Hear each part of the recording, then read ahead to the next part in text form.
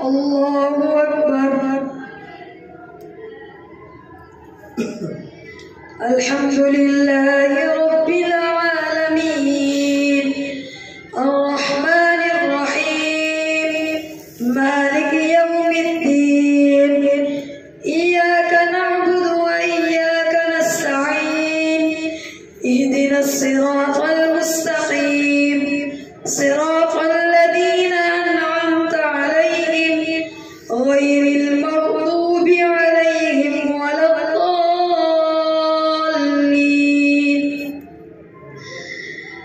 والمحصنات من النساء إلا ما ملكت أيمانكم كتاب الله عليكم وأحل لكم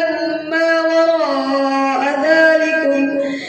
ذلكم أن تبتغوا بأموالكم محصنين غير مسافحين فما استمتعتم به منهن فآتوهن أجورهن فريضة ولا جناح عليكم فيما تراضيتم به من بعد الفريضة إن الله كان عليما حكيما. ومن لم يستطع منكم قولا أن ينكح المحصنات المؤمنات فمما ملكت أيمانكم من فتياتكم المؤمنات والله أعلم بإيمانكم بعضكم من بعض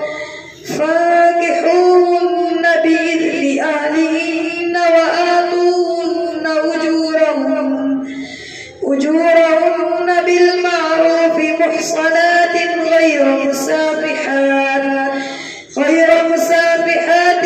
ولا متخذات أخدان فإذا أحصن فإن أتين بفاحشة فعليهن نصف ما على المحصنات من العذاب ذلك لمن خشي العنة منكم وأن تصبروا خير لكم والله غفور رحيم. يريد الله ليبين لكم ويهديكم سنن الذين من قبلكم ويتوب عليكم والله عليم حكيم.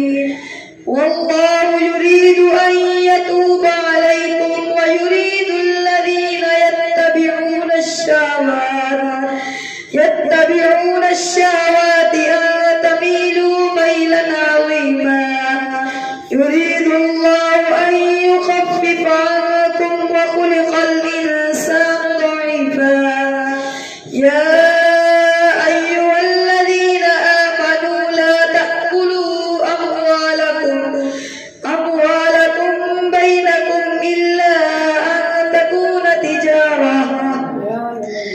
يا أيها الذين آمنوا لا تأكلوا أموالكم بينكم بالباطل إلا أن تكون تجارة عن تراض منكم ولا تقتلوا أنفسكم إن الله كان بكم رحيما. ومن يفعل ذلك عدوانا وظلما فسوف نصليه نارا وكان ذلك على الله يسيرا. إن تجتنبوا كبائر ما تنهون عنه نكفر عنكم سيئاتكم وندخلكم مدخلا كريما. ولا تتمنوا ما فضل الله به بعضكم على بعض للرجال نصيب مما اكتسبوا وللنساء نصيب مما اكتسبوا واسألوا الله من فضله إن الله كان بكل شيء عليما. ولكل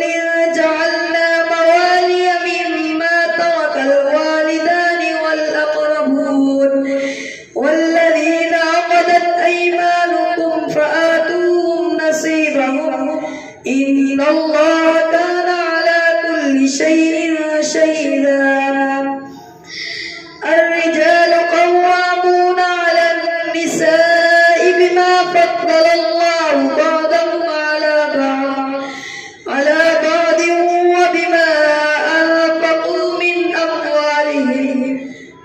فالصالحات قانتات حافظات للغيب بما حفظ الله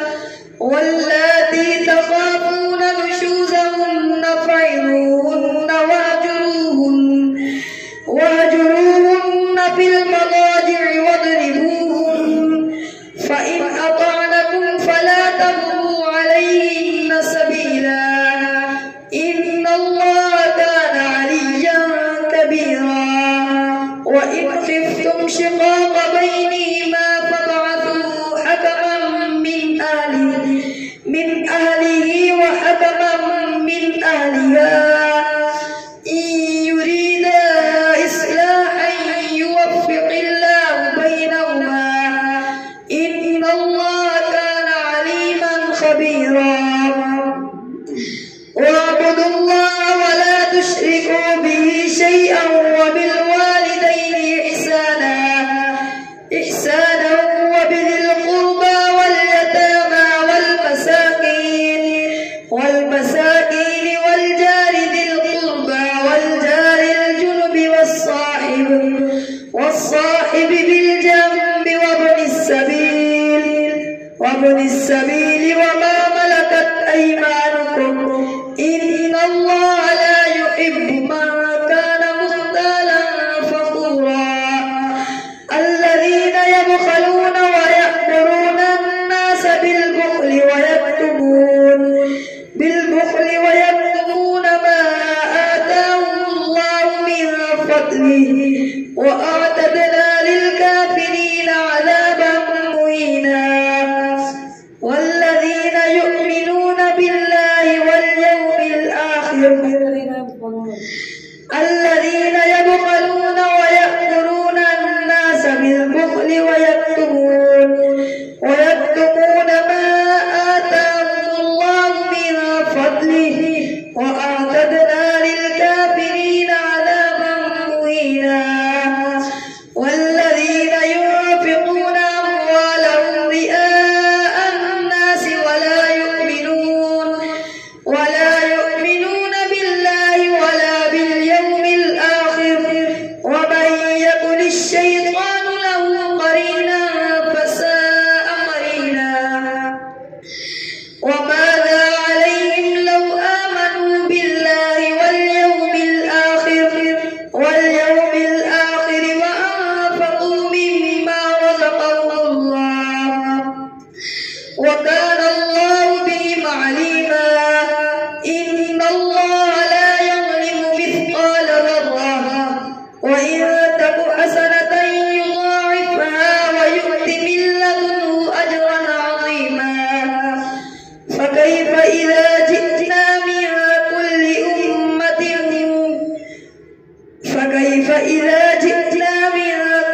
أمة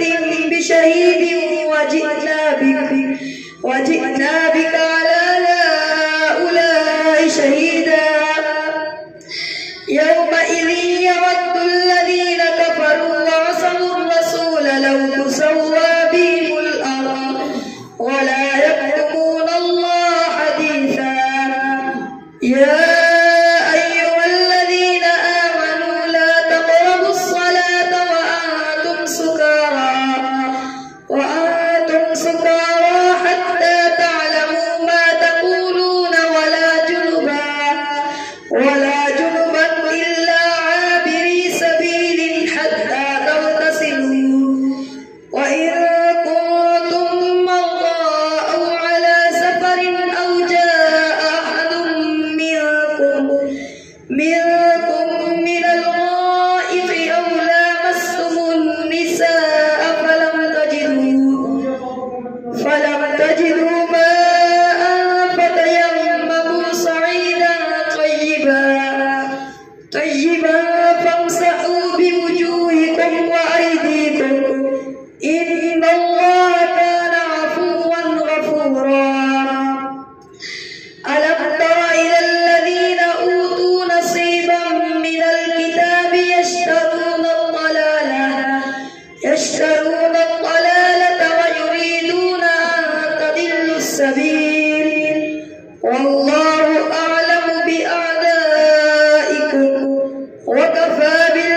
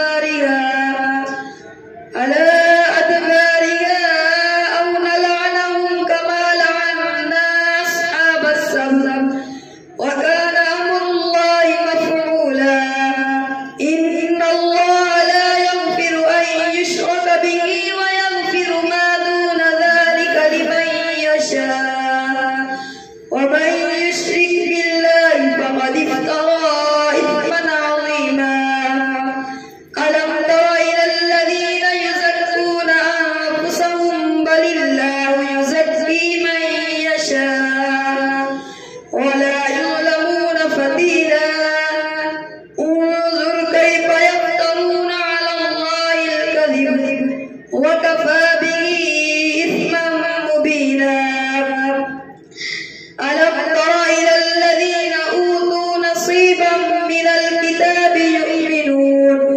يؤمنون بالجبت والطاغوت ويقولون للذين كفروا هؤلاء أهدى من الذين آمنوا سبيلا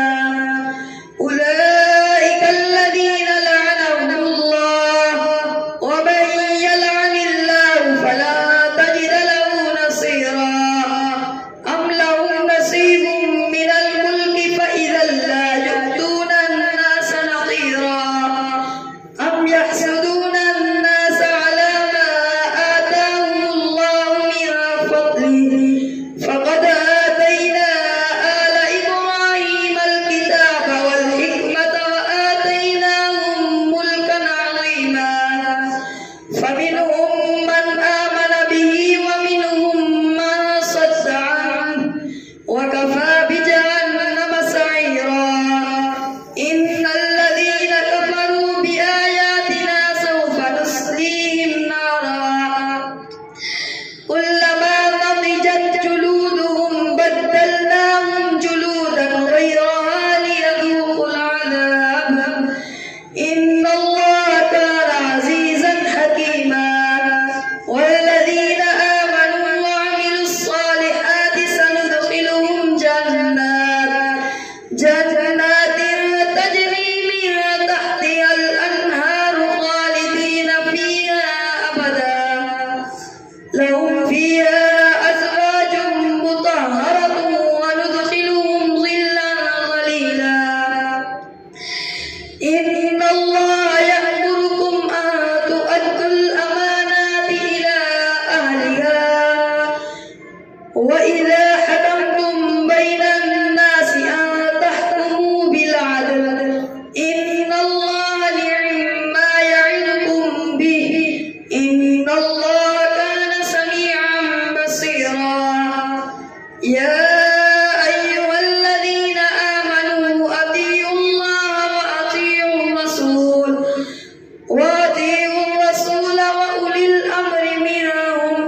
وأولي الأمر منكم فإن تنازعتم في شيء فردوه إلى الله والرسول إن كنتم تؤمنون بالله واليوم الآخر ذلك خير وأحسن تأويلا الله أكبر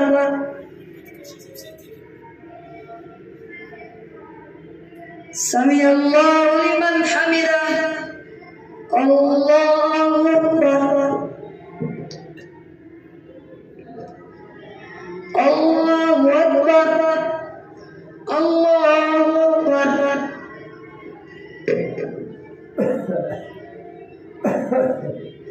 الله أكبر الحمد لله رب العالمين الرحمن الرحيم مالك يوم الدين إياك نعبد وإياك نستعين اهدنا الصراط المستقيم صراط الذين أنعمت عليهم غير المغضوب عليهم ولا الضالين ألم تر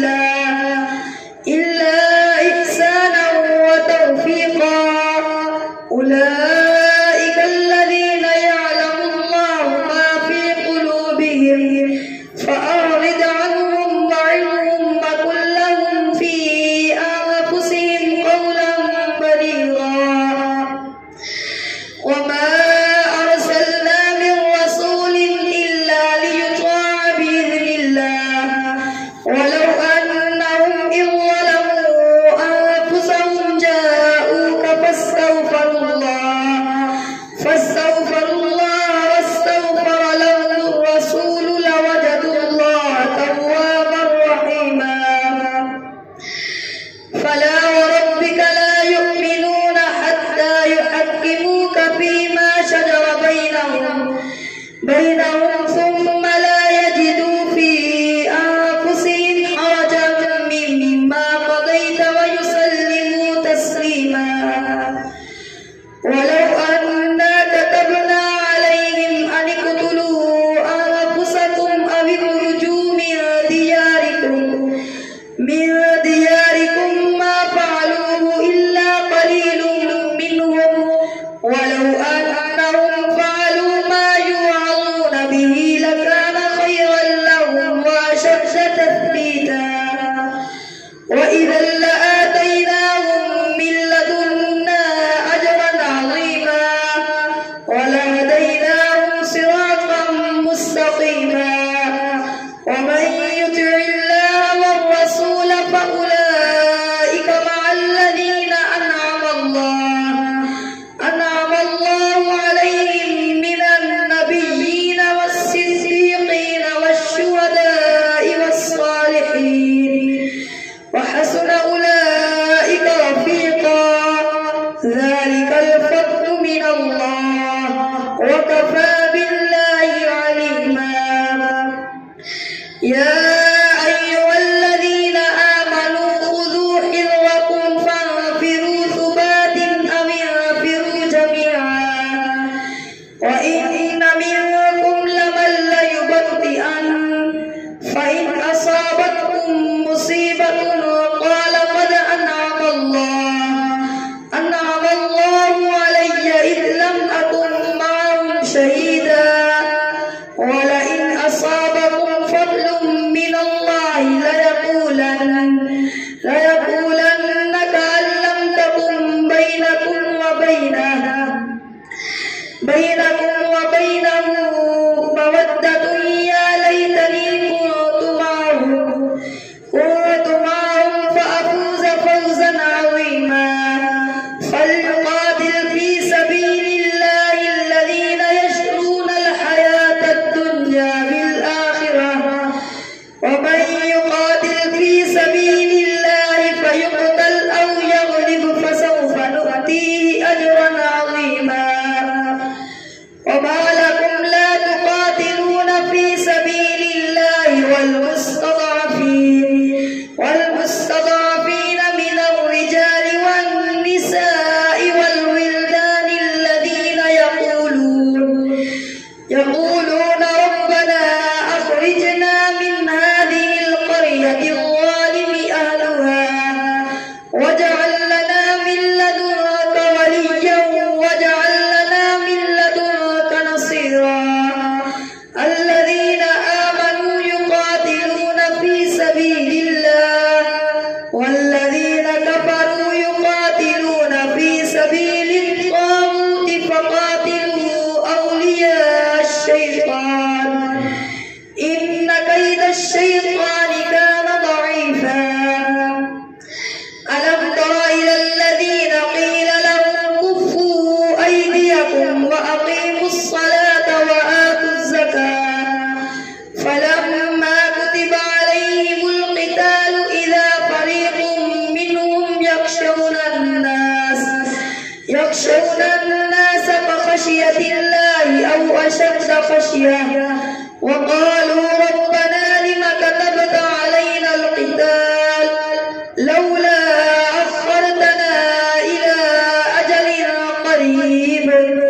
قل متاع الدنيا قليل والآخرة خير لمن اتقى ولا تظلمون فتيلا. أينما تكونوا يدرككم الموت ولو كنتم في بروج مشيدة وإن تصبهم حسنة يقولوا هذه من عند الله وإن تصبهم سيئة يقولوا هذه من عندك قل كل من عند الله. فما لهؤلاء القوم لا يكادون يفقهون حديثا. ما أصابك من حسنة فمن الله